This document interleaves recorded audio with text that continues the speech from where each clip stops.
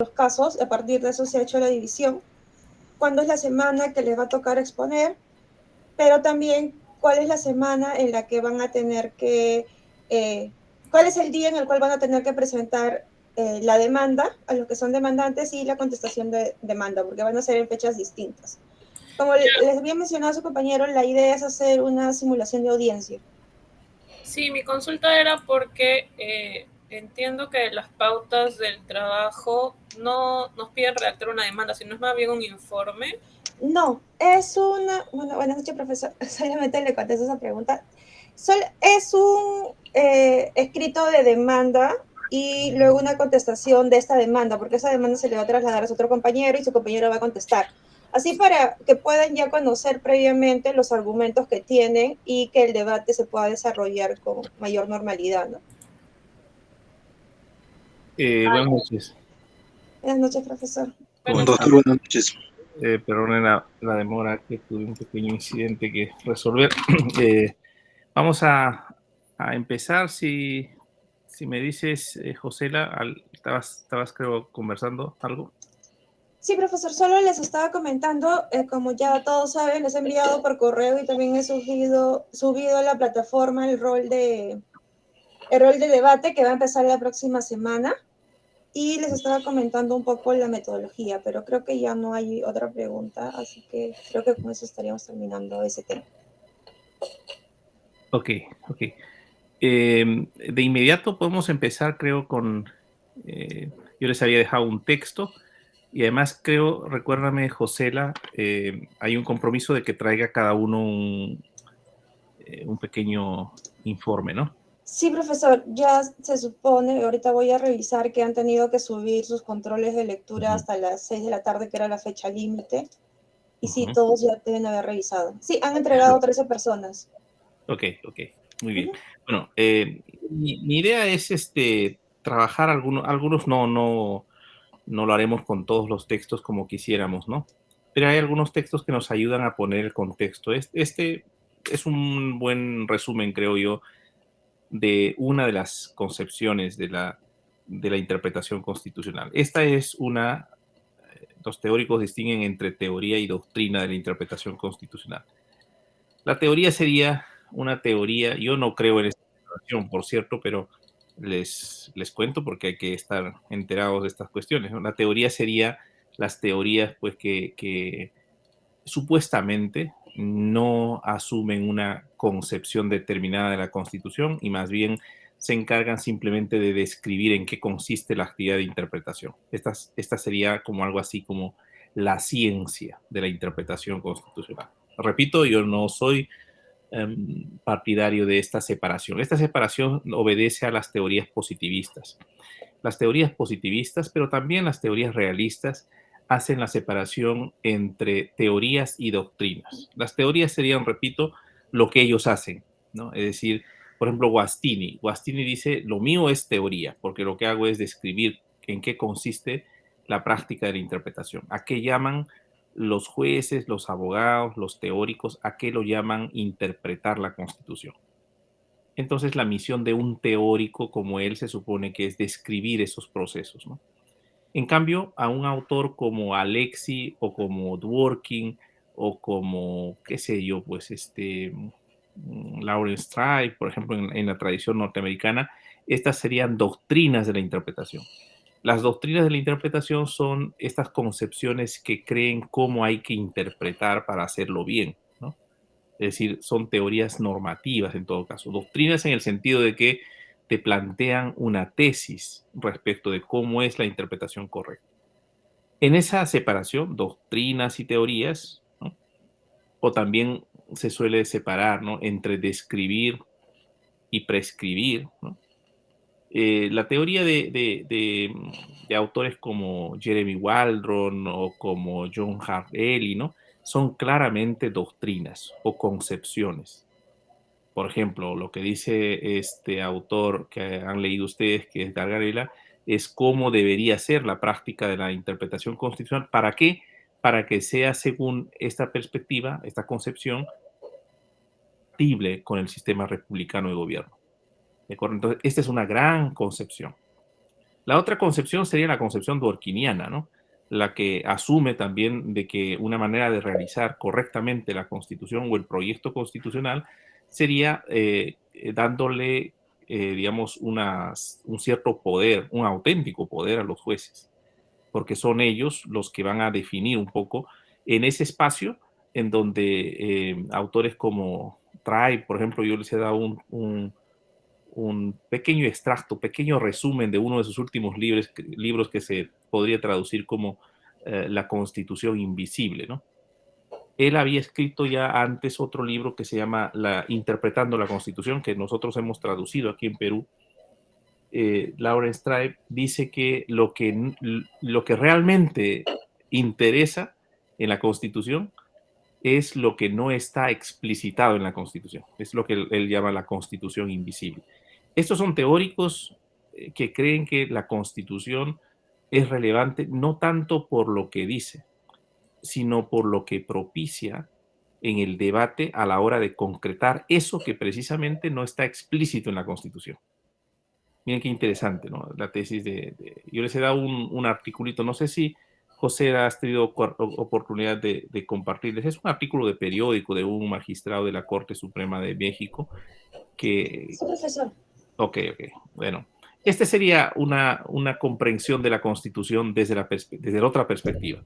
Desde una perspectiva en donde, como la Constitución casi no tiene mucho escrito o mucho explicitado, la teoría de la interpretación constitucional se vuelve realmente importante porque gracias a esas prácticas interpretativas es que la Constitución invisible realmente aparece. Entonces, la interpretación es una institución fundamental para hacer visible a esa Constitución que es, en principio, no tan visible, ¿no? En cambio, la perspectiva de Gargarella, Waldron, Tushnet, pues hay muchos, ¿no? John Harrelly, por ejemplo, lo que van a decir es, cuidado, la Constitución es un marco de actuación para la democracia. Y la democracia se proyecta o se concreta a través de decisiones políticas democráticas, no a través de decisiones judiciales. Los jueces, en consecuencia, deberían asumir un papel muy modesto en esta estructura. Vamos a escuchar cómo lo han entendido ustedes. Entonces voy a hacer una pequeña ronda para medir un poco las interpretaciones que han hecho ustedes del texto, cómo han respondido a la práctica que les he pedido, dialogando con un texto. Se aprende mucho dialogando, porque de lo que se trata es de que ustedes interpretan al texto, ¿no? O rescatan o resaltan algún aspecto, unos más que otros. Se van a dar cuenta enseguida para que vean, porque no todos tienen que leer lo mismo, ¿no? Algunos resaltarán, algunos lo criticarán, otros lo defenderán, algunos defenderán un aspecto, otros defenderán otro aspecto. Esa es la idea de dialogar con un texto, ¿no? Tengo algo que decir sobre el texto. Voy a empezar siempre convocando voluntarios o voluntarias que quieran intervenir.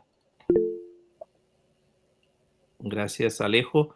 Empezamos con Alejo, entonces. Tratemos de ser concretos para darle la mayor participación posible a todos. Perfecto, doctor. Buenas tardes con todos. Muchas gracias por el espacio. Doctor, yo puedo resaltar un aspecto que es el constitucionalismo vivo, ¿no? O sea, en sentido de que la interpretación de la Constitución tiene que ser dinámica, la sociedad va cambiando, como podemos apreciar, por ejemplo, antes pues no se podía hablar del derecho a Internet, ¿no? Ahora ya se puede hablar. Entonces, justamente esta es una manifestación de este constitucionalismo vivo, ¿no? Porque va habiendo cambios en la sociedad y conforme va cambiando también tanto la Constitución como la interpretación que podamos dar también tiene que irse adecuando, ¿no? Tanto así, por ejemplo, el tema del derecho fundamental de acceso a agua, antes no había, luego a través de jurisprudencia del Tribunal Constitucional se inserta y finalmente termina modificándose o insertándose el artículo 7A de la Constitución. Lo mismo también ocurre con el derecho de acceso a la energía eléctrica. Entonces, creo yo que uno de los aspectos importantes de la lectura que puedo rescatar es el constitucionalismo vivo, en el sentido de que la Constitución se tiene que interpretar de acuerdo a la evolución, de acuerdo a los cambios que se viene realizando, que se viene generando en nuestra sociedad y principalmente también en el aspecto tecnológico. Muchas gracias, doctor. Muy interesante. Y pues luego podremos reflexionar. ¿Y el autor está de acuerdo con esa visión de la interpretación constitucional? Si quieren lo dejamos eso para irlo como separando, para seguir reflexionando, ¿no? Manuel. Sí, doctor, buenas noches. En cuanto al tema de mi crítica, he podido observar, o más que todo, contrastar la postura que tiene o la explicación que tiene el autor con sentencias que he podido encontrar del Tribunal Constitucional peruano. En primer lugar, me he fijado en cuanto a determinar si el Tribunal Constitucional peruano asume una postura de interpretación originalista o el constitucionalismo vivo, o la otra que también se ha denominado la interpretación que mencioné, ¿no? El método de interpretación originalista. Y en cuanto a la sentencia del expediente Lizana Puelles del Tribunal Constitucional, en la cual habla sobre principios de interpretación constitucional, el tribunal precisa que no se va a someter a los principios clásicos, sino existen determinados criterios para poder interpretar.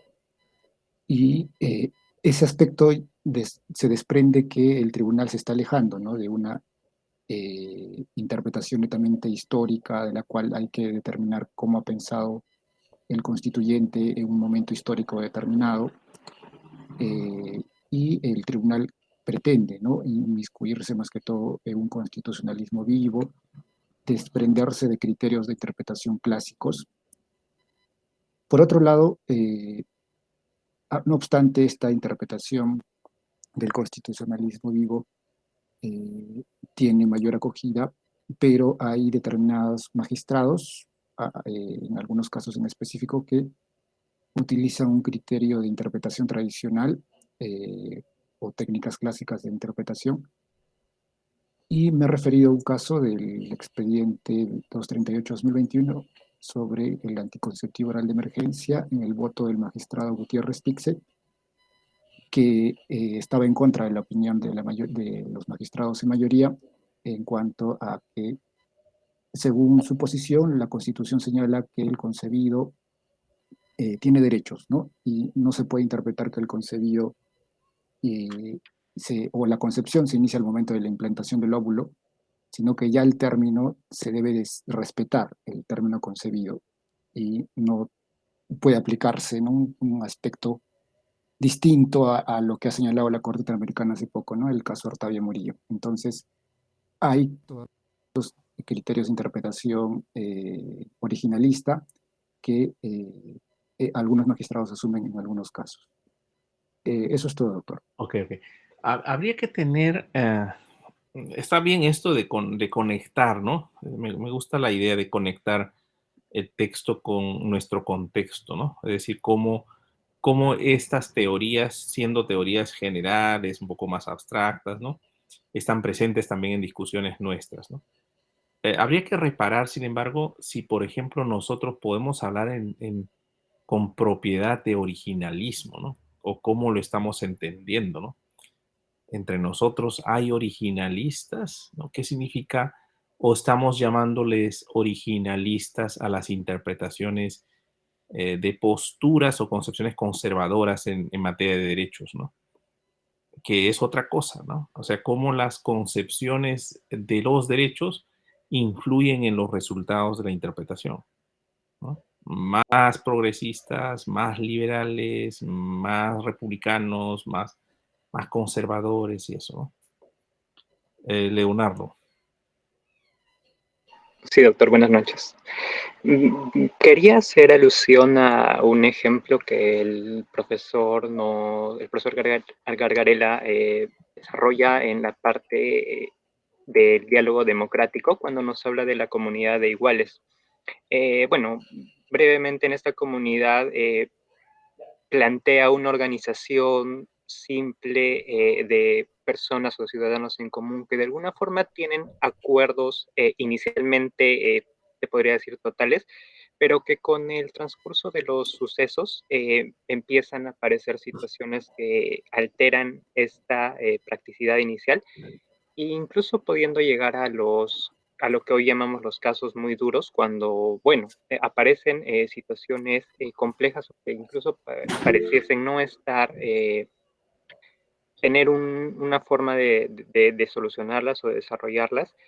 Y en el mismo ejemplo bueno, desarrolla el caso de los elegidos, que en este caso serían una alusión a los intérpretes, haciendo énfasis en de que no se puede perder, se tiene que buscar no perder el principio de la democracia, bueno, ¿no? Finalmente de poder ser tratados como iguales, ya que no podemos asegurar que va a haber una persona que exclusivamente tiene esa posición privilegiada de poder interpretar, oponiéndose o en contraposición a la existencia de un diálogo democrático. Entonces, tal vez la advertencia que quisiera hacer de esto es de que bueno, los dinamismos que se ven en nuestra realidad no permite que hayan intérpretes autoritarios o omnipotentes. Interesante, interesante. Para verlo también con estas tesis que a veces son muy holísticas, ¿no? La idea de que hay una única manera de interpretar la Constitución, esta es una idea que a veces se confunde con el principio de unidad, ¿no? O sea, una cosa es que un intérprete trate de encontrarle coherencia a los productos que está tratando de construir. Productos los llamo yo a esa manera como los intérpretes recogemos, vamos a llamarlo así, los frutos de la Constitución y hacemos construcciones, ¿no? La idea es que cuando hacemos construcciones no hagamos construcciones que desentonen con el sentido de los principios constitucionales. Pero esa es una idea, digamos, una idea, un ideal del que interpreta, ¿no? El que interpreta tiene que tratar de construir productos que sean compatibles con el resto de valores de la Constitución. Pero otra cosa es pensar de que la Constitución ya ha definido muy racionalmente todos los principios y que uno lo que tiene que hacer es ubicarlos, alinearse y declarar qué cosa es compatible y qué cosa no es compatible con eso, ¿no? Es decir, la interpretación sería como encontrar, digamos así, como las líneas fundamentales de la Constitución. Y lo que dice la teoría contemporánea, y yo creo que sobre la base de la experiencia, sobre todo de constituciones con más tradición como la norteamericana, es que las constituciones, sobre todo las que han perdurado más tiempo, cobijan contradicciones latentes en su seno.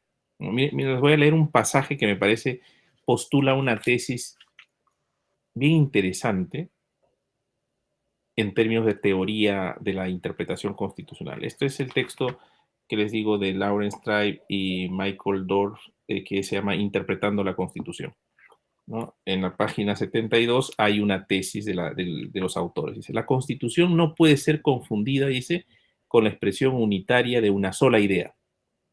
Así sea la de un enorme diseño newtoniano de pesos y contrapesos, la de una gran visión darwiniana de evolución moral, la de una construcción burkeana para perpetrar la tradición, la de un esquema para el perfeccionamiento de la democracia representativa, o la que se inspire en cualquiera de los muchos ideales a los que han recurrido los comentadores a lo largo de los años para subordinar una constitución que en la actualidad parece mucho menos ordenada. ¿Qué es lo que nos está diciendo? No leamos la Constitución como que te da un sistema coherente, una única idea, ¿no? De estos autores que también Gargarella creo que peca en esto, ¿no? Autores que creen que en la Constitución hay un ideal único de democracia representativa, el ideal de la democracia representativa, el ideal de los derechos omnicomprensivos, ¿no? Lo que está diciéndonos este autor, que me parece muy prudente, es puede que en la Constitución convivan varios ideales, varios sistemas. Dice, y aquí lanza la tesis, nosotros, se refiere a los autores, ¿no? Nosotros iremos más allá, dice. La naturaleza innegablemente plural e internamente disputada de la Constitución, la traducción creo que no es muy buena en este término, internamente disputada, lo que quiere decir es internamente pluralista, creo yo, ¿no? Internamente pluralista. O sea, en la Constitución al interior hay ideales, varios ideales, ¿no? Dice, la naturaleza innegablemente plural e internamente en disputa, ¿no?, de la Constitución no es una triste realidad, dice. Más bien, podría tratarse de una de sus mayores fortalezas. Esta idea de que hayan tensiones al interior de la Constitución, él dice, no es un defecto, sino una de las mayores fortalezas. Parece que se ha convertido en un hábito profesional de los intérpretes constitucionales, dice, el imponer su propia visión preferencial de lo que la Constitución estaría realmente destinada a hacer para luego barrer con aquellos aspectos de su texto, de su historia y de su estructura que no consigan acomodarse a su diseño favorito. Esa no es una práctica deseable, aunque cada intérprete de la Constitución por momentos pueda acercarse a reducir la Constitución a alguna suerte de unidad central que le sirva para derivar ciertos colorarios, ¿no? O sea, hay una tentación, y esto hay que advertirlo también entre nosotros, ¿no? Hay una tentación, por ejemplo, de los que son fujimoristas, vamos a contextualizar entre nosotros, de los que sienten que la Constitución es un gran legado del fujimorismo. Hay unas ganas de encontrar en la Constitución al fujimorismo, ¿no? Y entonces se emocionan. Hay los antifujimoristas que quieren encontrar en la Constitución la negación del fujimorismo, ¿no? Lo que está diciéndonos este autor es bien interesante, ¿no? Si la Constitución es un espacio donde hay varias ideas que de repente incluso son inconsistentes unas de otras, ¿no? Incoherentes incluso, para un teórico como Tribe y su colega, esto parece que es una virtud en el sentido que le da importancia mayor a la actividad interpretativa, porque los intérpretes tendríamos que tratar de armonizar esas tendencias digamos, al conflicto que hay en la Constitución. La función del intérprete sería racionalizar un poco esas distintas perspectivas que conviven, ¿no? Heiner. Doctor, yo lo que quiero resaltar de la lectura es el tema de donde el autor habla sobre que existen diversas teorías que de alguna forma buscan solucionar algunos problemas que presenta la interpretación y luego los agrupa básicamente en dos, ¿no? Estas teorías que estarían en el grupo de los originalistas, ¿no? El originalismo, y esas teorías que se agruparían en lo que es el constitucionalismo vivo. Y aquí hay una idea que me parece interesante cuando dice que básicamente la idea que ronda en estas teorías del originalismo es que el intérprete busca no dotar de significado a la norma o al contenido constitucional, sino que lo que busca es descubrir cuál es el significado. Es decir, no le asigna un significado, sino descubre. Entonces hay una concepción más restringida, una concepción un poco más tradicional, porque en ese sentido lo que se buscaría es determinar cuál sería la intención del constituyente al haber aprobado, digamos, esa norma, ¿no?, constitucional. Y ahí venía una crítica, me parece, no recuerdo muy bien, de Thomas Jefferson, o no recuerdo bien el nombre, doctor, pero creo que era un político estadounidense que refería de que me parecía muy acertada la opinión cuando decía de que los antiguos, ¿no? No significa pues que sean sabios o que hayan hecho ellos sea la verdad absoluta, algo así más o menos, ¿no? Algo que no se pueda cambiar, sino que en realidad la Constitución se tiene que adaptar a las circunstancias, a los nuevos necesidades del Estado, ¿no? Más o menos por ahí va la idea. Uh-huh. Y bajo esta concepción, si algo no nos agrada de esta Constitución, no habría otra forma que simplemente cambiarla por otra. Entonces, el hecho mismo de cambiar una Constitución por otra ya genera crisis, inestabilidad política, por el enorme costo político que también es hacer ello, ¿no? Por el contrario, en el caso del constitucionalismo vivo, ¿no? Más bien se proyecta a una reforma, ¿no? Cuando exista una interpretación o alguna norma que ya no, que esté desfasada o que no ayude a resolver problemas actuales, ¿no? Lo que se podría recurrir es a una reforma, ¿no? A través del poder constituido, y de esa forma, pues, se mantiene, ¿no? No se genera una crispación política. Básicamente eso, doctor, quería señalar. Muy bien, muchas gracias. Vamos con Gabriela. Buenas noches, profesor. Igual que mis compañeros, dos de mis compañeros creo que comentaron antes, yo también me sentí atraída hacia el constitucionalismo vivo, sobre todo, por el potencial, creo, ¿no? de mejora, de crecimiento, de desarrollo, del tipo de interpretación. Ahora, quería hacer un comentario respecto a algo que mencionó sobre qué entendemos entonces por originalismo, ¿no? ¿Qué estamos entendiendo de la lectura por originalismo? Porque nos comenta que es, o sea, la lectura nos dice que es como una interpretación más tradicional, conservadora, ¿no? Desde tomando en cuenta el momento en el que se redactó la norma.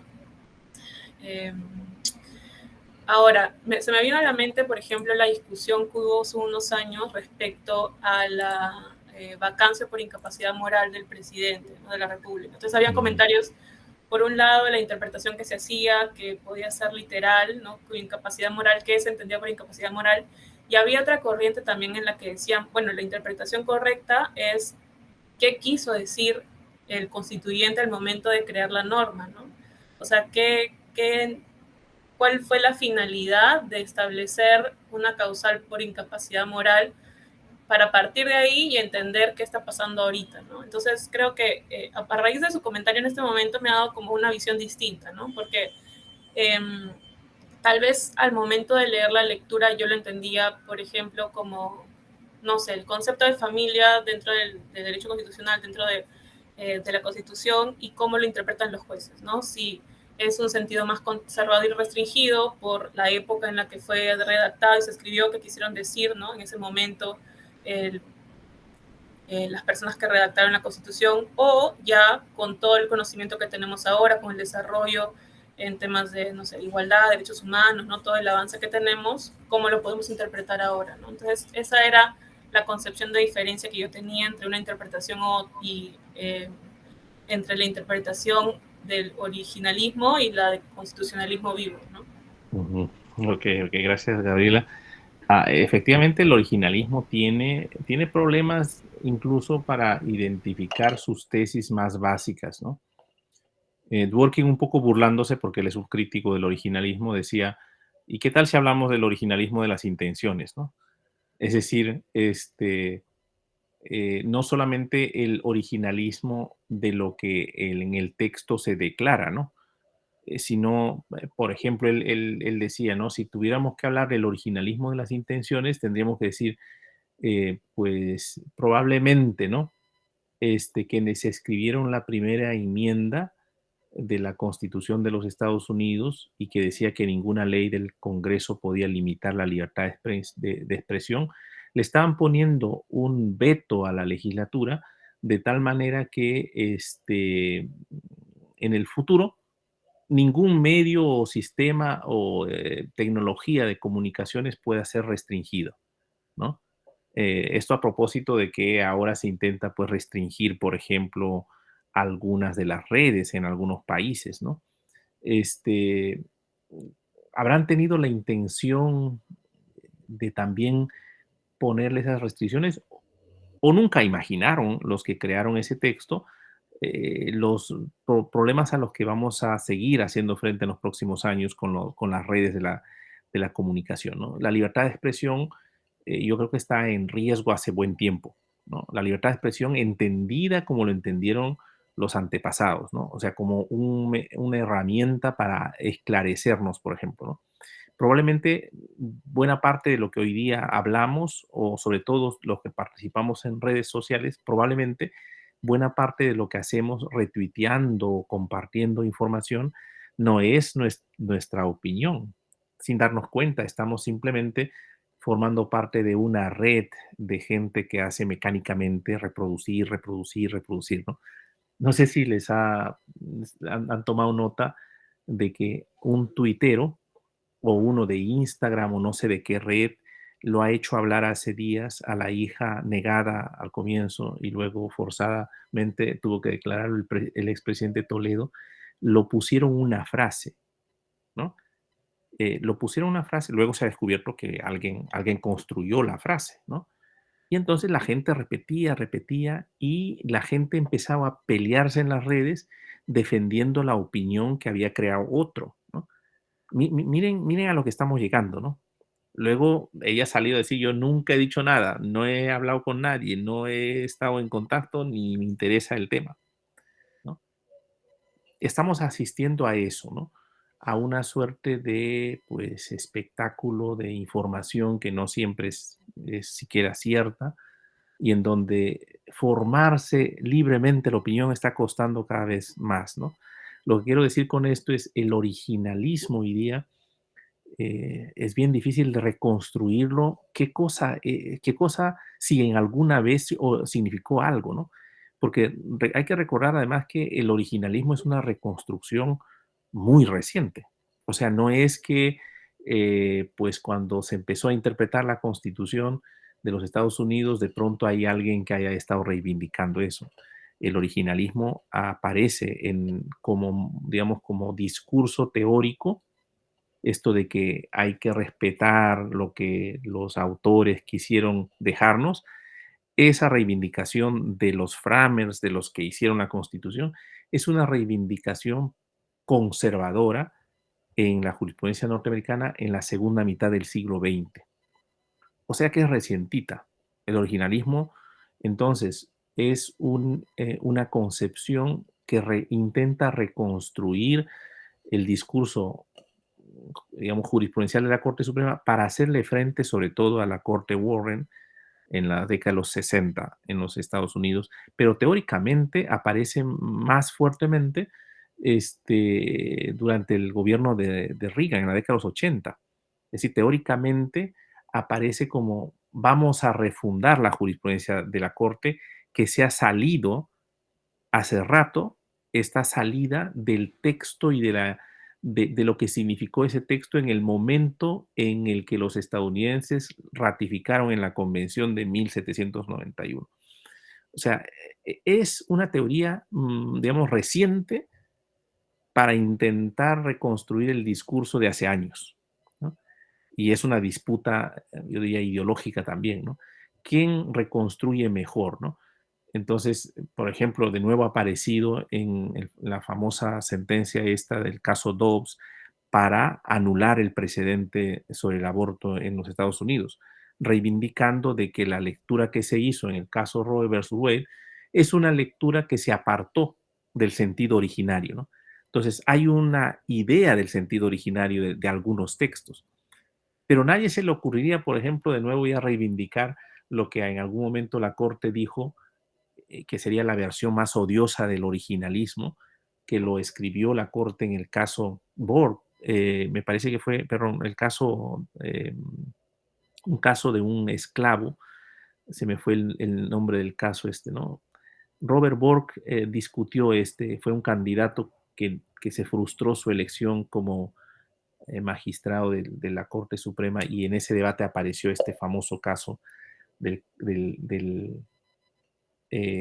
un esclavo que con su amo es trasladado a otro esclavo, a otro estado donde ya se había declarado la libertad de los esclavos y luego se resiste a regresar, ¿no? Y en ese caso, que fue de 1850 y algo, la Corte llegó a decir, en la versión original de la Constitución, los esclavos no eran el pueblo que aparece en el preámbulo de la Constitución de los Estados Unidos. Cuando la Constitución dice, we the people, nosotros somos el pueblo, o nosotros el pueblo de los Estados Unidos, no se están refiriendo a los esclavos, ¿no? Esa versión originalista es una versión que ningún originalista lo quiere reconocer, porque ese sería el originalismo más rancio, ¿no? O sea, leamos la Constitución para volver a la esclavitud, ¿no? Y entonces es un originalismo que sería desprestigiado hoy día, ¿no? Hay otros originalismos que dicen originalismo como historicismo, por ejemplo, ¿no? Es decir, interpretemos la Constitución en su sentido histórico. Y aquí ya no es una reivindicación a quien escribió, sino a cuál fue el significado que tenían las palabras en el momento y en el contexto en el que se escribió la Constitución. Pero ese originalismo también es, a veces, puede ser absolutamente contraproducente, ¿no? Por eso Dworkin, repito, hablaba del originalismo intencional, ¿no? ponernos en la cabeza de cuál fue la intención de los que escribieron es una cosa absolutamente esotérica, nadie lo podría hacer, ¿no? Daniel Sánchez. Sí, profesor, buenas noches. Adelante. Sí, al igual que mis compañeros, yo también he llegado a tener una precisión más partidaria por lo que corresponde con el originalismo vivo. He comprendido acerca del originalismo, según una lectura, de que de lo que se trata no es exactamente de llegar a lo que fue mencionado, a los orígenes, ¿no? Como quien dice, sino básicamente a ese espíritu de las leyes que se dictaron en un inicio. Es decir, esos conceptos generalizados que deberían, digamos, transcurrir a cada cierto tiempo, a cada cierta época, pero yo aquí comparto la idea del originalismo vivo porque es la que más se adapta a las necesidades contemporáneas. Tal como también se mencionó por parte suya aquí con los otros compañeros, cuando se desarrolló el originalismo, básicamente hubieron surgimientos, hubieron desde ahí posteriores cambios que quizá las distintas revoluciones industriales fueron creando.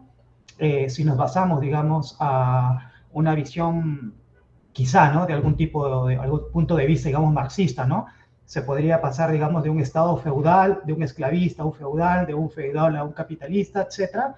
De igual manera, las revoluciones industriales generaron nuevos cambios, tanto políticos, industriales, nuevas formas de concebir quizás al ser humano. Y estas nuevas formas, en el momento del originalismo, no fueron pensados que iban a ocurrir.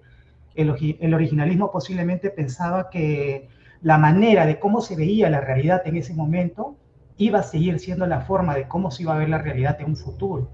Y partiendo de este punto, el originalismo vivo lo que nos menciona es de que podamos mantener, digamos, esas directrices, esos principios que se buscaban, pero acoplándolas a las realidades que básicamente se iban surgiendo a raíz de la historia del ser humano, ¿no? Justo como lo que mencionaba el compañero, el tema de la tecnología y todo ello, básicamente ha traído consigo nuevos paradigmas, nuevos enfoques. El concepto de familia no es el concepto de familia de antes, el concepto de persona no es el concepto de persona de antes, el concepto de hombre, el concepto de mujer, hoy en día básicamente adquiere connotaciones quizá de carácter posmodernas a los cuales el derecho tiene que enfrentarse. Entonces, partiendo de ello, es que yo considero que el originalismo vivo es que más allá de ser la que puede tener o no la razón, es la que más se termina acoplando a las demandas sociales, porque no solamente nos limitamos al derecho, sino también a lo que la sociedad es lo que termina, digamos, demandándole al derecho, que el derecho pueda tutelar o pueda cumplir. Y por último, para cerrar aquí este punto, es que en la parte de The Working menciona de que no es el problema quién es el que va a asumir esa interpretación, sino básicamente cómo lo va a hacer, ¿no? Si podría ser originalismo vivo, o si podría, digamos, ser una tercera vía o una cuarta vía, sino más que todo el tema de la participación democrática. Sin embargo, The Working aquí habla acerca de una democracia, pero de una democracia deliberativa. Y debemos entender también de que el concepto de democracia también ha evolucionado. El concepto de democracia que en la actualidad tenemos, o a la cual básicamente se quiere referir el texto, a lo cual menciona democracia deliberativa, no es la misma democracia que quizá aún el originalismo. Sin el originalismo básicamente se buscaba una democracia de tipo representativa, una democracia directa, y a lo que básicamente Working habla ahora de una democracia deliberativa. O sea, hay distintas formas, no solamente de interpretar la ley, sino también de cómo realizar la democracia. Y ese básicamente era mi agregado. Entonces. Muy bien. Solo una precisión, porque creo que, no sé si te he entendido bien, pero tú hablas de un originalismo vivo, que sería una cosa como un oxímoron, ¿no? O sea, el originalismo y el otro es la constitución viviente o el árbol vivo o la constitución viva, pero no hay un originalismo vivo, al menos en la terminología de las discusiones estas de las teorías. Deiser. Buenas noches, doctor, buenas noches con todos. Es interesante, ¿no?, las reflexiones que nos plantea Gargarella, ¿no?, tanto del originalismo, del constitucionalismo vivo, incluso finalmente él adopta una posición, ¿no?, del diálogo democrático, ¿no? Es interesante por cuanto, si vemos analizamos en teoría, pues es abstracto quizás, ¿no? Pero si vamos a la realidad, vemos cómo se aplica, cómo lo aplican los tribunales. Hay una opinión, por ejemplo, la opinión consultiva, la 24/2017, que es de la Corte Interamericana, que habla sobre la identidad de género. ¿Qué es lo que dice ahí? Dice, los tratados de derechos humanos son instrumentos vivos, dice, cuya interpretación tiene que acompañar a la evolución de los tiempos y las condiciones de la vida actual. En efecto, una interpretación restrictiva del concepto de familia que excluya el vínculo afectivo entre parejas del mismo sexo frustraría el objeto y fin de la convención. En ese sentido, pues, nosotros, ¿qué es lo que vemos? Ahí hay una suerte de un apego al constitucionalismo vivo, porque ¿qué es lo que no nos analiza ahí? Es de que la interpretación se realiza de acuerdo al contexto. Por ejemplo, ahí en los trabajos preparatorios de la misma aprobación, cuando se aprueba la convención, no estaban pensando quizás en el concepto actual de familia, sino ya con el devenir del tiempo se adopta otro concepto, otro tipo de concepto. Por eso es que ellos recogen aquí la identidad de género. Por otro lado, también me pareció importante, ¿no?, la reflexión referente o el planteamiento de Gargarella cuando él acoge la teoría del diálogo democrático, ¿no? Es de que aquí en este diálogo democrático que Luca plantea, señala de que se encuentra una constante comunicación con sus integrantes y estos responden, en este caso, por el reproche social que recibiría en el caso de que incumplir las reglas básicas. Aquí, si nosotros nada más apreciamos el mismo Perú, ¿qué es lo que, si es que podemos encontrar quizás una justicia democrática, una comunidad? En la mayoría de las zonas alejadas, en zonas rurales, existen las rondas campesinas. Yo creo que es un claro ejemplo de este diálogo democrático que plantea Gargarella, ¿no? Debido a que, por ejemplo, el Acuerdo Plenario 1/2019 nos dice que esta justicia que aplican las rondas campesinas es una justicia reconciliadora, ¿sí? Esto debido a que, en este caso, aquí el intérprete no necesita quizás de conocimientos sofisticados, que aquí solo basta entender o tener en cuenta ciertos principios básicos de la comunidad. Y pues estos principios básicos se desarrolla o se resuelve en base al diálogo, incluso en base a la solidaridad que plantea Gargarella. Eso es nuestro comentario respecto al planteamiento de Gargarella. Gracias, Deiser. Has puesto en la mesa un aspecto que me parece que era importante que vayan visibilizando, ¿no? Lo que hace Gargarella es traer la discusión básicamente del escenario norteamericano y de repente ahí pues Gargarella tiene un acercamiento y a veces una excesiva, ¿qué les puedo decir? Una excesiva audiencia le da a la discusión teórica norteamericana, ¿no? Y lo bueno es que nos trae al contexto latinoamericano, ¿no? Pero su planteamiento del diálogo democrático tampoco se aparta de la discusión norteamericana. En ese sentido es que yo les decía que está muy cercano él a teorías como la de Jeremy Waldron, por ejemplo, ¿no? Porque la idea de Jeremy Waldron, al menos en sus textos iniciales, era no permitamos la revisión judicial. La revisión judicial, esto es lo que nosotros lo llamamos el proceso de control constitucional por parte de los jueces, esto es ofensivo a la democracia. Y entonces, solo muy recientemente, Waldron y junto a él todos los, digamos, los seguidores, entre ellos Gargarella, creo yo, me atrevería a decir, han ido moviéndose para decir, bueno, como la realidad no podemos negarla, y con América Latina el control judicial avanza a pasos agigantados y a veces en exceso también. Nosotros hemos llegado ya al punto de, por ejemplo, el tribunal ha llegado a decir que también hay que someterlo a control el horario en el que debate el Tribunal Constitucional. Recordarán ustedes que a veces habían discusiones a las 3 de la mañana, 4 de la mañana, aprobaciones a las 5 de la mañana, y el tribunal ha llamado la atención sobre esto y ha dicho que va a pronunciarse sobre la validez de la ley, asumiendo la calidad de la discusión parlamentaria. Esto es una cosa que yo al menos no recuerdo que haya ocurrido en otro contexto. ¿no? Nosotros, frente a la ilegitimidad en que ha incurrido ya sistemáticamente el Parlamento, estamos permitiendo que los tribunales y los jueces, incluso un juez del Poder Judicial, se ha atrevido a hacer control constitucional antes que el proceso parlamentario haya terminado, como es el control constitucional de un proyecto de ley. Estos son los riesgos, ¿no? Y claro, nosotros estamos yendo de un abstencionismo terrible que hemos tenido, jueces que no querían hacer control hacia la década del 80, 90, ¿no? El control constitucional casi se ha inaugurado después de que ha caído el régimen de Fujimori, un poco para limpiar lo que ha sido la época, ¿no? Bueno, la cosa es que el planteamiento de autores como Gargarella, cuando plantean el diálogo democrático como una perspectiva, lo que están queriendo decir en el fondo es: los jueces deben abstenerse de hacer control. En todo caso, deben advertir al legislador los posibles problemas de constitucionalidad.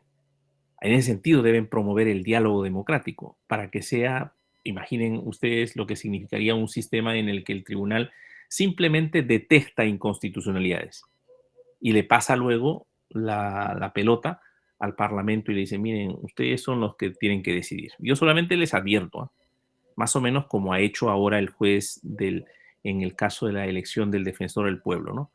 Esa sentencia es muy interesante. Creo que lo vamos a discutir aquí porque es una sentencia en el que el juez le dice: bueno, tengo una jerarquía que me aplasta, pero es una jerarquía sin argumentos, ¿no? Por si acaso, si les interesan los argumentos, estos son los argumentos. Hay argumentos jurídicos y el Parlamento podría optar entre hacer una convocatoria más abierta, más participativa, todos ganaríamos, ¿no? A lo mejor gente decente se presenta y tenemos un señor defensor del pueblo. Y la otra opción es efectivamente, la otra opción es política. Ustedes llaman a sus amigos, ¿no? Y sus amigos van a hacer pues lo que más o menos tenemos, ¿no? Todos perdemos, ¿no? Entonces, puede desde la judicatura, mediante interpretaciones y razones y argumentos, mejorarse la democracia. Esta es la cuestión. A mí me parece que el caso de la Defensoría del Pueblo muestra cómo los jueces podían colaborar poniendo en evidencia la ausencia de razones en el procedimiento democrático, ¿no? Es decir, la judicatura puede también aportar razones para poner en evidencia la arbitrariedad de la ley, ¿no? La arbitrariedad del Parlamento, la ilegitimidad de sus procedimientos. Eso es valioso, creo yo. Geraldine. Buenas noches, profesor.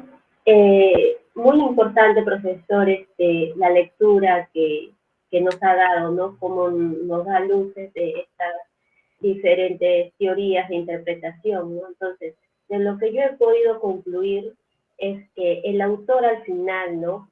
Nos dice que el originalismo y el constitucionalismo vivo no ha podido, ¿no? Darnos lo que ellos en certeza indicaban, ¿no? Sino que esta norma o esta mejor interpretación, bueno, para el autor es que parte de una sociedad en común, o sea, desde la unidad, ¿no? Como usted lo decía, ¿no? Todos están comprometidos a resolverlo desde la unidad, a decidir colectivamente sobre el problema y dar una solución, ¿no? Entonces, es muy importante de que en ese sentido haya una unión, ¿no? Eso es lo que he entendido de la lectura. También ha profundizado el entendimiento de la existencia, el contenido y la operación de estas interpretaciones y cómo escalado, ¿no? Y mi posición en este caso es la misma que la mayoría de mis compañeros, ¿no? Opto por el constitucionalismo vivo, ¿no? El llamado árbol de la vida. Muchas gracias. Muy bien, muchas gracias.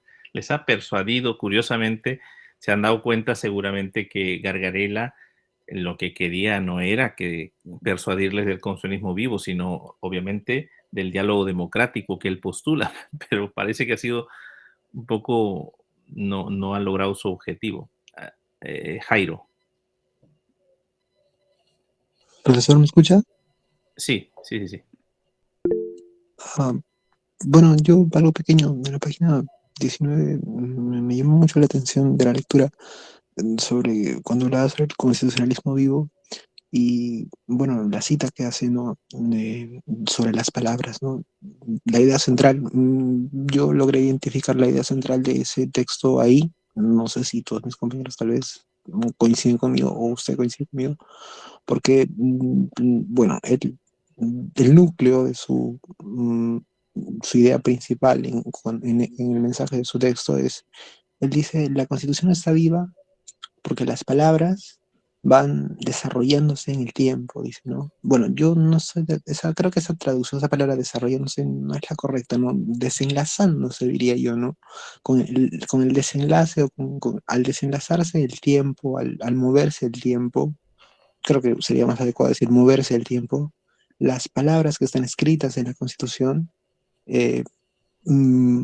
sufren una metamorfosis, ¿no? Son metamórficamente, potentemente semántica y metamórficamente y semánticamente potentes, ¿no? Tan potente es la semántica que hay un contralor, que en este caso es el juez, ¿no? El que va y el responsable de no distorsionarla y de no producir una contradicción, ¿no? Claro, o sea, de no confundir el significado, ¿no? De no trastornar el significado. Entonces me llamó mucho la atención esto de la Constitución vivo, del constitucionalismo vivo, porque ¿qué es lo que vamos a mantener vivo de la Constitución, ¿no?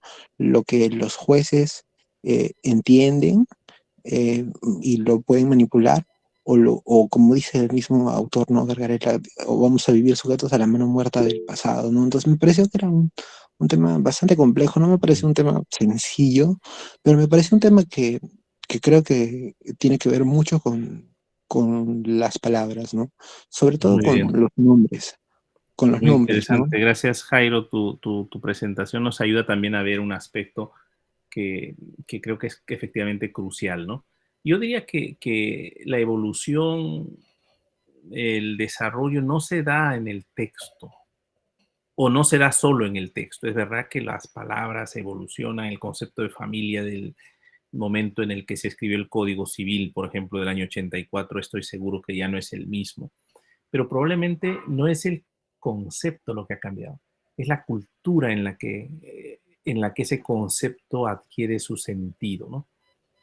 Y en ese sentido, las constituciones, como dice Tribe, ese autor que yo les he leído hace un momento, las constituciones tienen la tendencia a desarrollar internamente contradicciones. Porque claro, la Constitución cuando se escribió era una Constitución escrita por gente que tenía esclavos en sus casas. Era una Constitución escrita sin mujeres votando. Era una Constitución escrita y donde votaban los propietarios. O sea, ¿cómo no va a albergar profundas contradicciones? Lo que sí es interesante es, creo yo, por eso esa reflexión de Tribe sobre la Constitución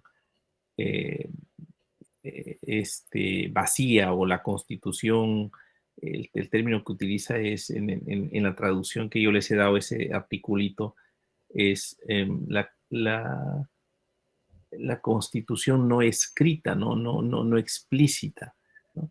Lo que Invisible, doctor. ¿Ah?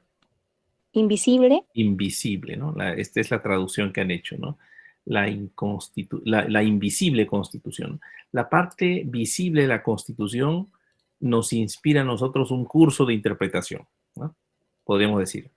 Pero de repente estamos profundamente equivocados, ¿no? Nuestro curso de interpretación no debería dirigirse a la parte en lo que la Constitución, pues más o menos se entiende, ¿no?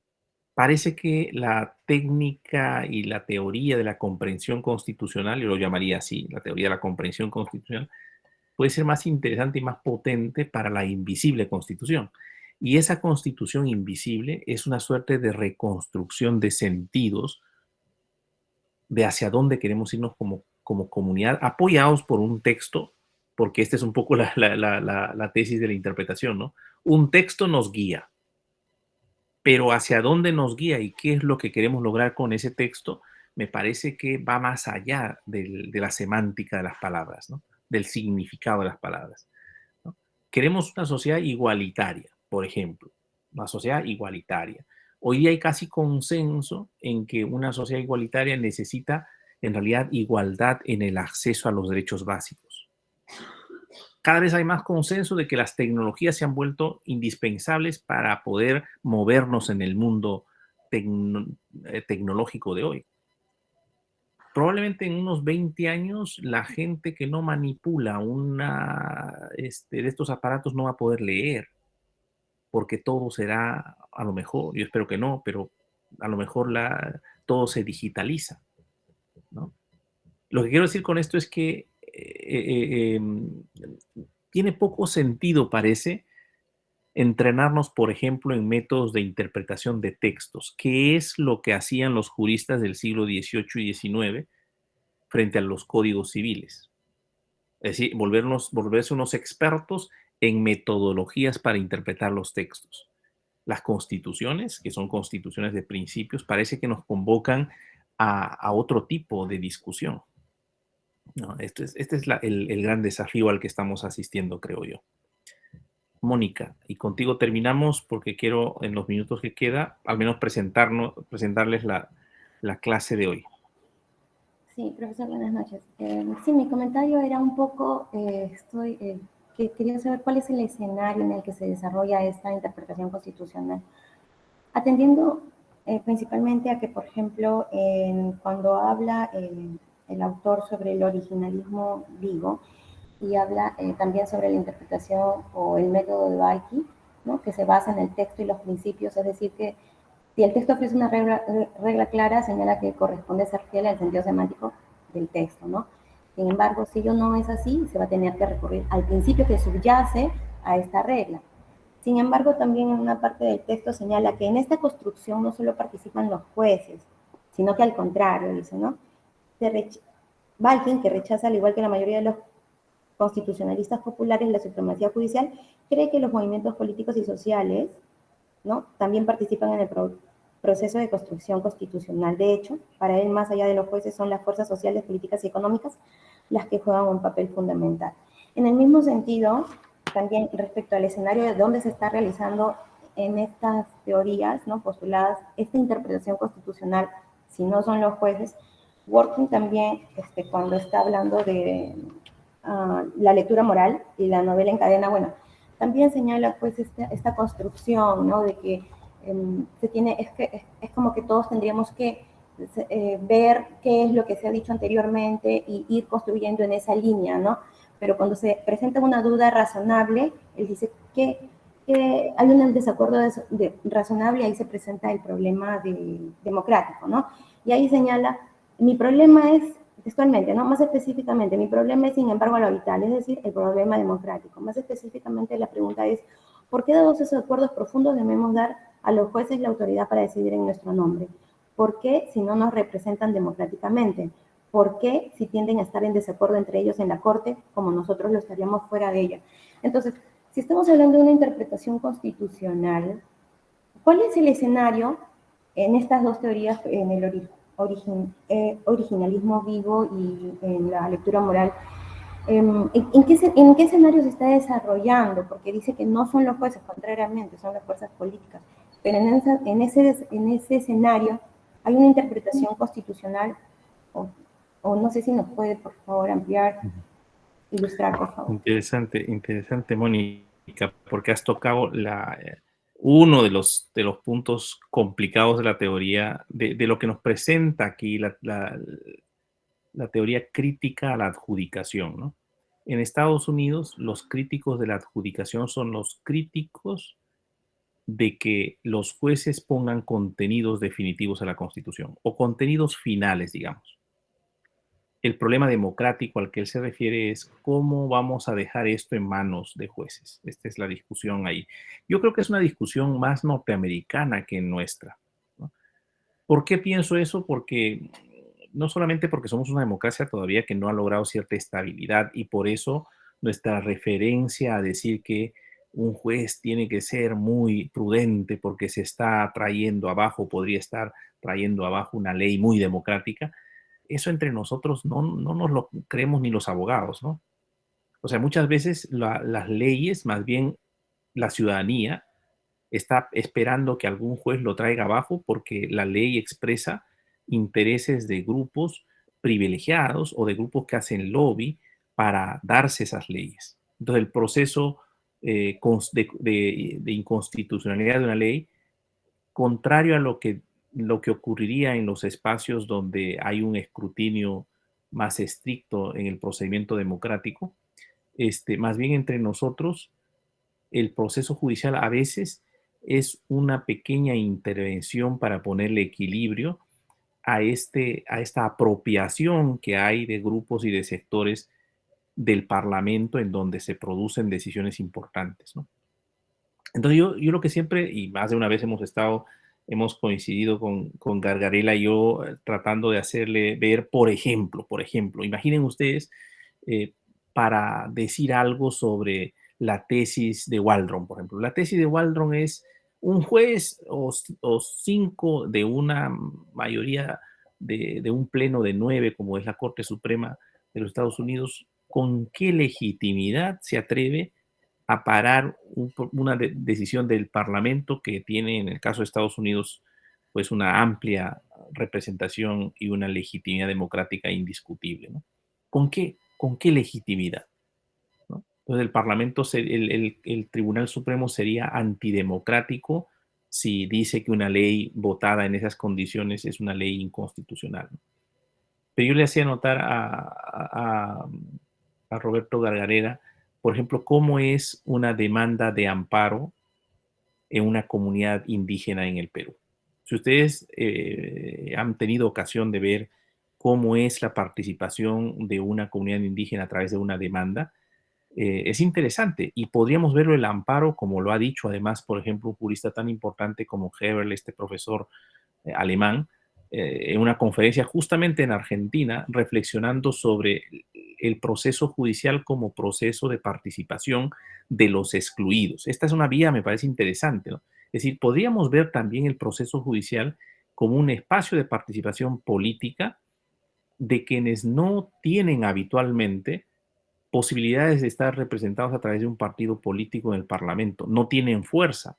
Los indígenas, por ejemplo, hace mucho tiempo están pidiendo una ley que les permita, no digo los indígenas, las comunidades originarias, que les permita una demarcación territorial de sus espacios.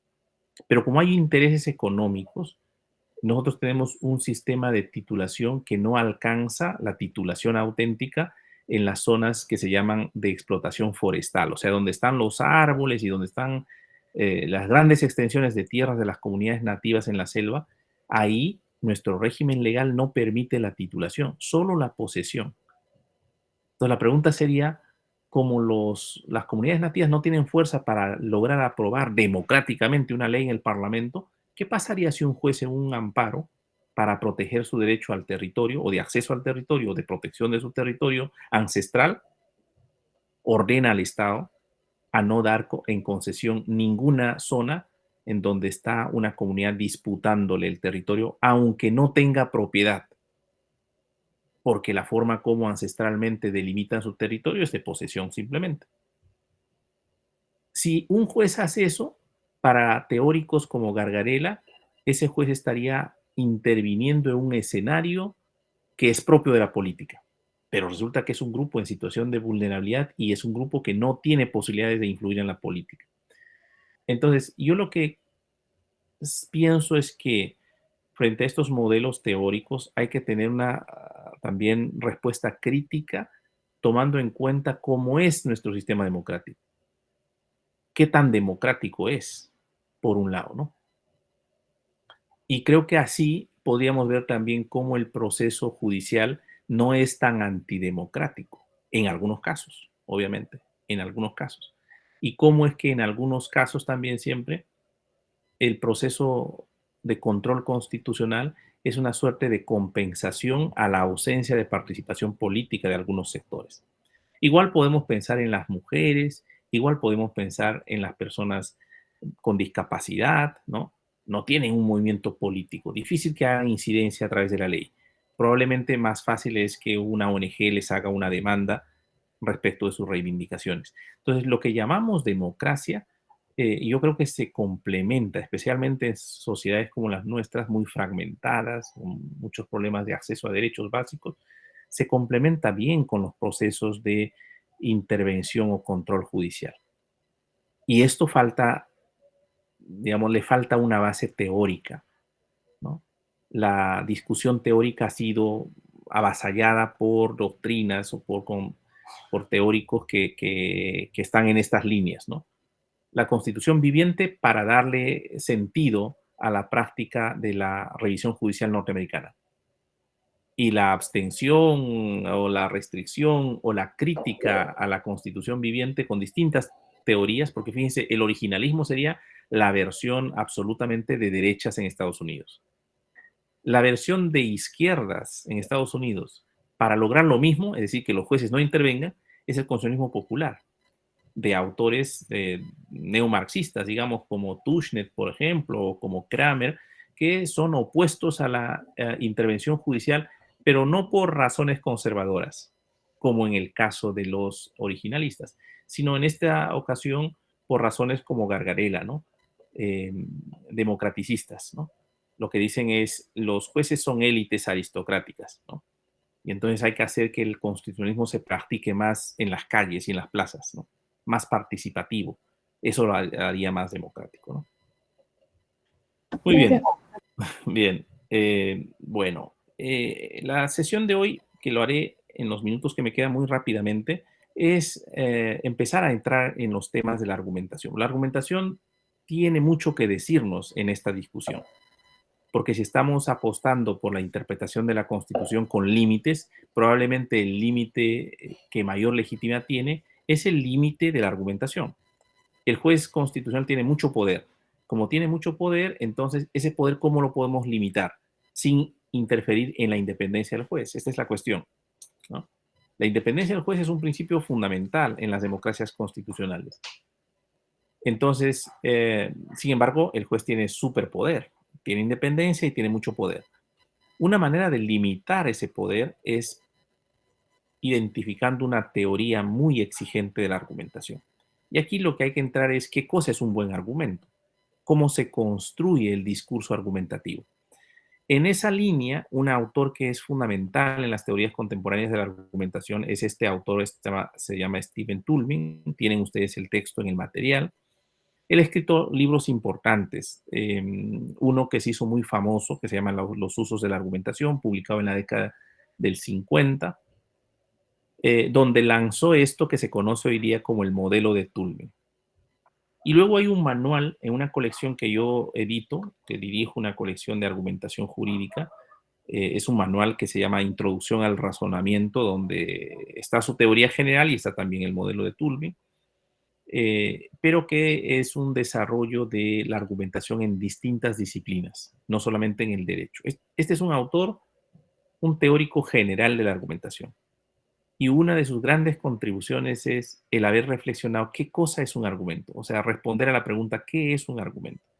Creo que en el discurso constitucional nos sirve el concepto de argumento de Toulmin.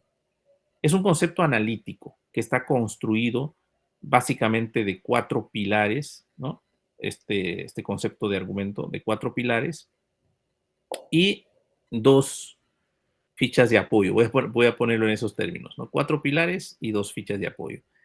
Entonces voy a presentarles el modelo de Toulmin, que creo yo es plenamente aplicable, obviamente, al razonamiento jurídico y en particular al razonamiento constitucional. Porque la unidad de discurso es el argumento. Un argumento es una unidad de discurso. Cuando digo una unidad de discurso es que es una idea, pero no solo una idea, es una idea fundamentada. Una tesis fundamentada, eso es un argumento. Como vamos a ver enseguida, en el modelo de Toulmin, los 4 que les decía como elementos fundamentales son quien argumenta pretende algo. Eso que pretendemos, él lo llama aserción. Puede ser una aserción, puede ser una tesis, puede ser, digamos, la opinión que vas a defender. O puede ser también la conclusión a la que quieres llegar. Por ejemplo, cuando uno dice, a mí me parece que las mujeres tienen derecho a la autonomía reproductiva o a la autodeterminación reproductiva. Quien plantea eso, yo creo que las mujeres tienen derecho a la autodeterminación reproductiva, está lanzando una idea, está haciendo una afirmación, está proponiendo una aserción. Desde la perspectiva de Tulving y de las teorías de la argumentación, argumentar supone participar como usuario del lenguaje, pero usando el lenguaje de cierta manera.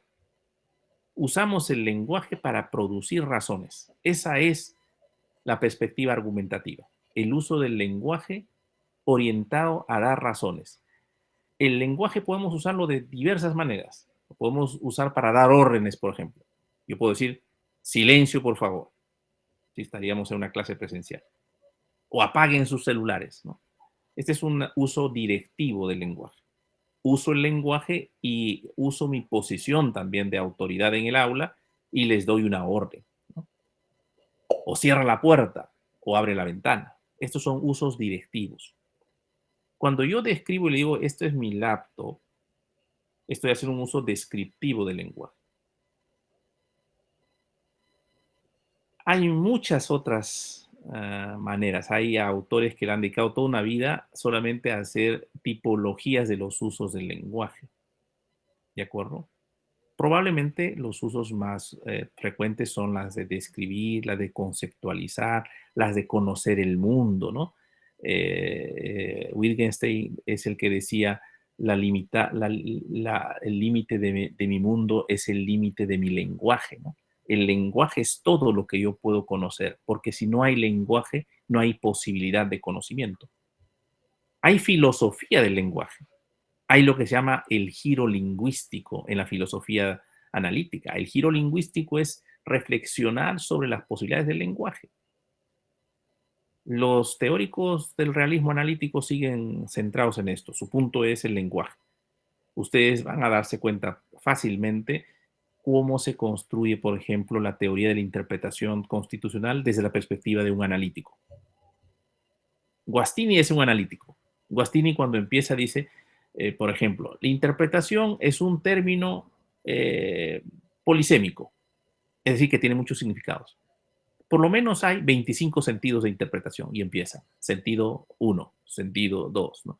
Es usar el lenguaje y la semiótica, digamos, para lograr ver las posibilidades de exploración a través de los términos del lenguaje.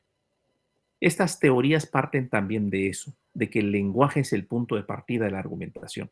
Pero fíjense, después de la afirmación, cuando decimos las mujeres tienen derecho, luego me comprometo como usuario del lenguaje. Como usuario del lenguaje tengo que mostrar evidencias. Este es el segundo elemento de la unidad básica de la argumentación. La unidad básica de la argumentación, repito, es el argumento. Cuando yo voy a un proceso de argumentación, tengo que saber cuáles son mis argumentos. Y los argumentos normalmente tienen esta estructura básica. Esto es como la oración, que se acuerdan ustedes qué era una oración y qué cosa era pues un sustantivo, ¿no? Una oración proyecta una idea, ¿no? Un argumento proyecta una idea, pero con un fundamento. Entonces yo digo, las mujeres tienen derecho a la autodeterminación y digo luego, la evidencia es la base o el argumento, la razón que sostiene mi afirmación. Luego está la garantía y luego está el respaldo. Este es el esquema básico, las columnas de un argumento. Una afirmación, unas razones, una garantía y un respaldo. Y luego tiene dos elementos que son, como yo les decía, como pues apoyaturas, ¿no? Objeciones, ¿no? ¿Bajo qué condiciones mi afirmación a lo mejor no es del todo certera? Tengo que ser consciente como argumentador qué objeciones se podrían hacer a mi afirmación. Las mujeres son titulares del derecho a la autodeterminación reproductiva. Hay que ver qué dicen los críticos. Y el cualificador modal, lo vamos a ver, es pues un uso del lenguaje para mostrar cierta honestidad como usuarios del lenguaje, en qué sentido estoy planteando mi afirmación. Por ejemplo, yo podría decir, ¿están ustedes en la mejor universidad de América Latina? Mi cualificador modal es mejor, la mejor, ¿no? Cuando yo digo la mejor, estoy, digamos, usando el lenguaje con una pretensión muy fuerte, ¿no? Para decir eso, bueno, lo decimos a veces con cariño por nuestra universidad, pero si fuéramos unos usuarios, pues, muy prudentes en el uso del lenguaje, probablemente nuestro cualificador modal no será la mejor, ¿no? Y probablemente me comprometa en función de la evidencia que tengo, es decir, de las razones que me acompañan, probablemente yo les diga, chicos, probablemente están ustedes en una de las mejores universidades del Perú. Miren, el cualificador modal lo que hace es, de alguna manera, pues, proponerles una forma de usar la fuerza que voy a poner a mi afirmación. No es lo mismo decir están en la mejor que decir probablemente están en una de las mejores. Mi afirmación se ve relativizada por el cualificador modal que voy a usar. Vamos a ver rápidamente, en el tiempo que nos queda, estos elementos básicos de la unidad del discurso. La unidad del discurso argumentativo es el argumento y sus partes son estas, según la tradición contemporánea. Una aserción puede tener distintos significados. Una aserción es una conclusión, una afirmación, una opinión, una tesis. Tulvin dice el lugar hacia donde quiero ir, hacia donde quiero mover al auditorio, ¿no? Jurídicamente sería la pretensión. Esta es la pretensión. ¿Qué es lo que pretendo? Que se declare, en los próximos minutos voy a demostrar la inocencia de mi defendido. Esa es una aserción, es una afirmación, es una tesis. Es como la apertura del discurso, ¿no es cierto? ¿Qué es una aserción? Pues una tesis que voy a defender. ¿Se está viendo mi diapositiva? Sí, se ve, profesor. O sea, en este momento está en tesis a defender, ¿cierto? Sí. Ok. Es la tesis que voy a defender. El asunto que quiero discutir podría ser también la cuestión que quiero problematizar. Voy a referirme a por qué las clases online son un fracaso. Así puedo empezar. Me gustaría sustentar eso. Las clases a distancia son un fracaso, es una tesis. Yo estoy haciendo una afirmación, me comprometo a eso. La conclusión a la que yo quiero llegar, ¿no? A mí me gusta el estilo de cómo se redactan las sentencias americanas, de la Corte Suprema sobre todo. No siempre, pero con mucha frecuencia la Corte Suprema adelanta su tesis. O sea, esto de que nosotros asistimos 7 horas al juez para saber qué cosa va a decidir es un martirio, ¿no? El juez podía empezar diciendo, la conclusión es una angustia. Una señora está esperando 34 años para saber si hay justicia o no. Me refiero a uno de los casos públicos importantes que hemos tenido, ¿no? ¿Qué cuesta al juez o al tribunal decir, este tribunal, luego de evaluar las pruebas y de escuchar los testimonios, ha llegado a la conclusión de que el señor tal es culpable? Las razones son las siguientes, ¿no? Una manera diferente. Esa es la manera analítica de presentar el argumento. Empezando por la conclusión, porque la conclusión es la aserción hacia donde me voy. Luego podríamos todavía, pues, ratificarlo, ¿no? Es decir, lo pongo al comienzo y lo ratifico al final. ¿Qué tipos de...? Este es un precio, una presentación que no es mía, que me he conseguido, que está en la nube, ¿no? Pero que lo uso porque creo que es bastante bien hecha. No lo haría yo igual. Solo que tiene un defecto. El día que yo pues haga, yo pondría los tipos de afirmaciones que tienen lugar en el derecho. Este precio está hecho para más general. Por lo visto, el público no es el abogado. Pero me gusta que la claridad que tiene, por eso lo uso, ¿de acuerdo? Pero nosotros también podemos tener aserciones o afirmaciones valorativas, ¿no? También fácticas. Puedo decir yo, voy a demostrar cómo es que mi defendido, ¿no? no está comprometido con los hechos que se le imputan. Mi argumento es factual. Va a ser... voy a demostrar cómo la interpretación de la Constitución que se me está presentando como posible es una falacia. Esto puede ser una afirmación también. Aquí de lo que se trata es de reflexionar qué tipos de afirmaciones, qué tipos de tesis, de conclusiones, de afirmaciones, de aseveraciones tienen lugar en el ámbito del derecho. Y en particular podríamos preguntarnos qué tipos de afirmaciones tienen lugar en el derecho constitucional. ¿De acuerdo? Ya que estamos en un curso, en un seminario sobre argumentación constitucional. La evidencia son las razones, los datos fríos con los que uno sale a sustentar sus tesis. Hay que buscar esos datos fríos para no incurrir en subjetividades o en redundancias. Esto hace diferente al argumento de la opinión. La opinión uno lanza, ¿no? Es como el alcalde lo paran los chistosos, lo caricaturizan muy bien, ¿no? Es mi opinión, ¿no? Lanza una barbaridad y luego dice, es mi opinión. Lo que se exige aquí no son pues opiniones, son argumentos. Los argumentos son distintos de las opiniones. Y hay que, creo, empezar a combatir opiniones que son absolutamente sin sentido, absurdos. Y la gente a veces dice, bueno, es una opinión más, ¿no? Y nos perdonamos muy fácilmente. Desde la perspectiva crítica de la argumentación jurídica, hay opiniones sin sustento, es decir, opiniones que no tienen sentido, opiniones tontas, opiniones estúpidas, como dice Atienza a veces, ¿no? Hay que calificar, ¿no? Las opiniones no valen porque simplemente son opiniones, porque a veces nos ponemos muy liberales y decimos, bueno, es una opinión más, ¿no? No. Si estamos en un escenario de argumentación, me interesan no tus opiniones, sino me interesa saber si tus opiniones tienen respaldo. Ese respaldo es la evidencia, ¿de acuerdo? Está constituida por los hechos, los datos, aportan la razón en la que el argumento se sustenta.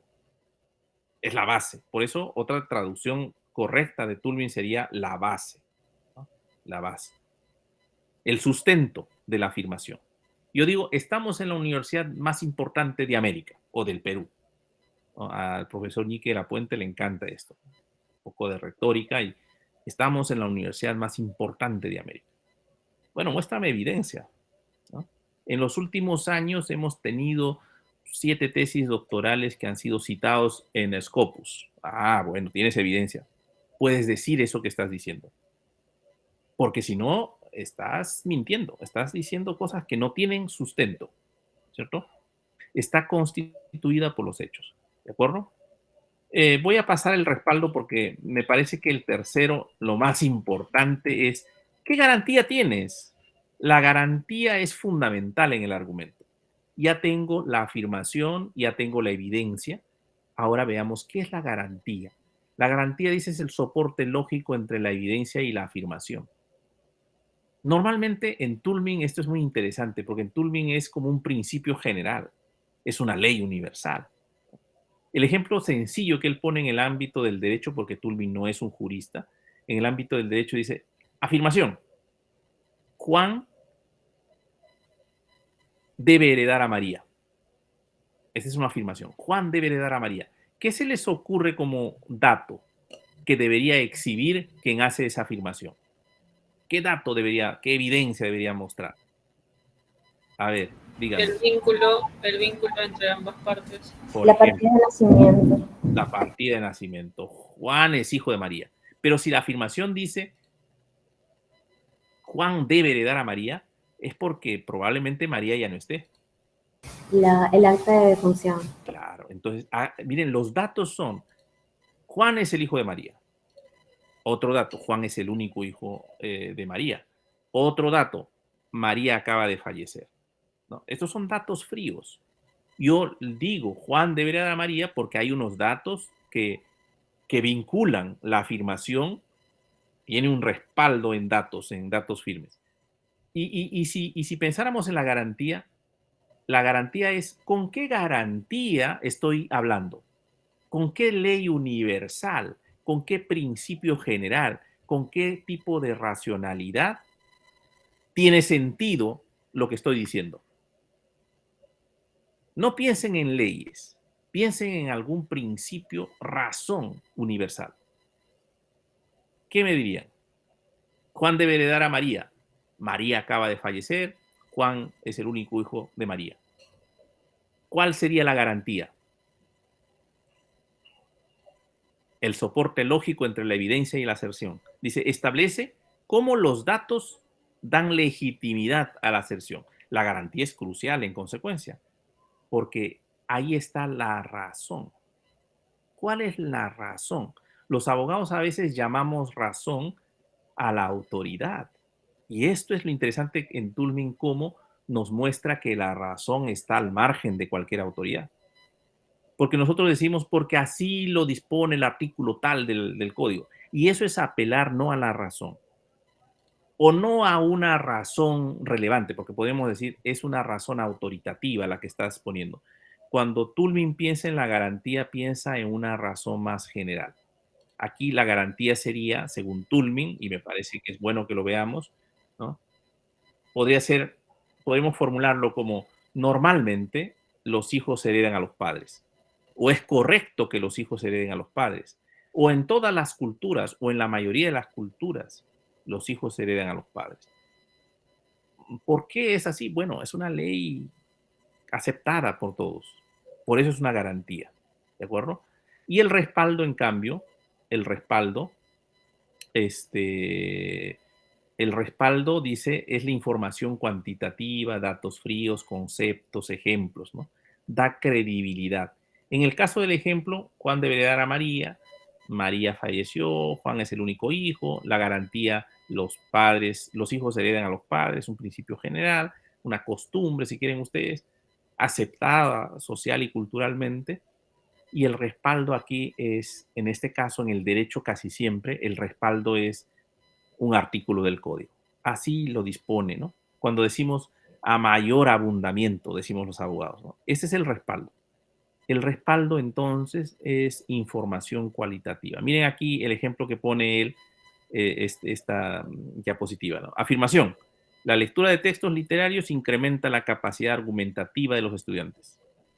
El respaldo, unos trabajos, ¿no? La garantía, la literatura enseña a pensar. Es un principio, miren, la garantía es un principio general. La literatura enseña a pensar. Hay otro también, me parece que esta aserción, miren. El niño tiene una fiebre, una infección, perdón. El niño tiene una infección. El médico ha analizado al niño y automáticamente lanza esta afirmación, lanza la tesis. El niño tiene una infección. El dato que ha encontrado, el dato frío, es el niño tiene fiebre. Y la garantía es la fiebre es un claro indicio de infección. ¿Qué respalda esto? Pues muchas investigaciones de científicos, de médicos, ¿no? Esto, la fiebre es un claro indicio de infección, se vuelve casi como una, ¿cómo lo llaman? Regla de experiencia, máxima de experiencia para los médicos. Pero que está sustentado en investigaciones, tiene datos empíricos que lo respaldan. Eso es el respaldo. ¿De acuerdo? Para asegurarnos de nuestras afirmaciones están las objeciones. También se conocen como condiciones de refutación. ¿Bajo qué condiciones nuestro argumento no podría ser tan sólido como parece, ¿no? Hay que identificar esas debilidades. Y finalmente lo que les decía, ¿no? El cualificador modal, ¿no? El cualificador modal tiene una función más formal, ¿no? Lo que dice es, nos permite dar el grado de certeza o la fuerza a la aserción. Yo lo vinculo, los cualificadores modales en el discurso jurídico, con un punto de vista ético de quien utilice el lenguaje. A los abogados nos gusta exhibirnos como que tenemos la razón definitiva, ¿no? Y entonces usamos un lenguaje muy categórico, ¿no? Lo acabo de demostrar de manera irrefutable, ¿no? Claro, en la discusión probablemente los abogados nos cuesta decir, usar el lenguaje un poco más moderado, menos apasionado, menos, digamos, emotivo, ¿no? Pensamos que eso le resta autoridad a lo que estamos diciendo. Yo creo que desde la perspectiva de la discusión racional, no siempre, ¿no? Quizás, seguramente, típicamente, usualmente, ¿no? Ese es el esquema de Toulmin. Y creo que es un esquema útil, como digo, en cualquier ámbito de donde argumentamos, pero especialmente en el espacio de la argumentación constitucional, donde la construcción de argumentos es la actividad principal del operador jurídico. ¿De acuerdo? Les voy a dejar un encargo para que volvamos con esto la siguiente clase. Todos, absolutamente todos, deben traer argumentos constitucionales de algún tramo de alguna sentencia que puede ser de la Corte Suprema, de un juzgado, del Tribunal Constitucional, de donde sea. Pero se consiguen argumentos constitucionales y lo reconstruyen en el esquema de Toulmin. O sea, ustedes van a traer un esquemita que diga, pues esta es la pretensión o la aserción, esto es la evidencia o las razones, la garantía y el respaldo. ¿De acuerdo? Y con eso vamos a empezar la siguiente clase. ¿Está claro? ¿Doctores? Sí, profesor. Bien. Lo dejamos ahí. Geraldine, ¿quieres decir algo? Sí, profesor. ¿Cuántos argumentos? Uno. Suficiente. Uno. Gracias. La idea es que cada uno traiga uno, ¿no? En el caso tal, dijo tal el tribunal. Este es... Ojo, ojo. El esquema de Toulmin sirve para dos cosas. Uno, afianza nuestra idea de argumento, es decir, cuando uno encuentra un argumento y lo somete al esquema de Toulmin, podemos decir, constata que es un buen argumento, que tiene todo lo que debe tener un argumento. En ese sentido, Toulmin es como un estándar para argumentar bien. Pero podría ser también Toulmin un esquema para mostrar las falencias de los argumentos. O sea, ustedes podrían encontrar perfectamente una reconstrucción bajo Toulmin cómo el tribunal llega a una conclusión sin evidencia y sin garantía. El tribunal dijo tal cosa, pero no mostró ninguna evidencia. Entonces, lo que ha hecho el tribunal es, digamos, o una tautología o una petición de principios que son falacias, ¿de acuerdo? Lo que es un argumento tiene que tener mínimamente estos elementos. Les agradezco, le dejamos ahí entonces. Buenas tardes. Buenas noches. Buenas noches, doctor. Gracias. Buenas noches. Buenas noches.